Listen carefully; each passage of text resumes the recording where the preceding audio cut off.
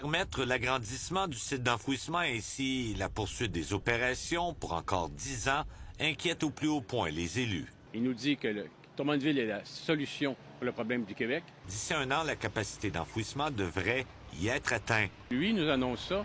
Ils prennent cette décision avant le procès qui s'en vient le 21-22 septembre. Cette orientation gouvernementale est préoccupante pour la Ville appelée à se défendre devant les tribunaux dans quelques semaines. Waste Management souhaitant obliger les élus à changer leur règlement de zonage afin de permettre le projet dans lequel près d'une centaine de millions de dollars ont été investis. Ce site-là est géré de façon exemplaire. On a une très, très bonne feuille de route et le ministère de l'Environnement est très confortable avec la sécurité environnementale qu'il offre. Les citoyens se sont déjà prononcés contre lors d'un référendum en 2013. Depuis quelques années, la MRC de Drummond a cessé d'acheminer ses déchets à ce site situé en bordure de la rivière Saint-François. Le site ici est à 1 km de la rivière. On ne contestait pas la façon dont Waste le gère. On dit qu'on a un risque. Ça fait 40 ans qu'on l'a.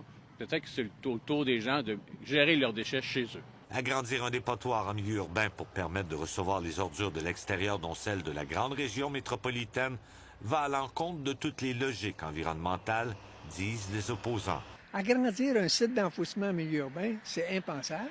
Aujourd'hui, écoute, on est en 2020, c'est une idiotie complète.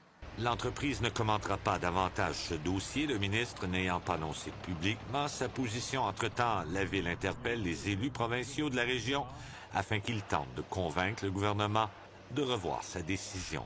Jean-François Desbiens, TVA Nouvelles, à Drummondville.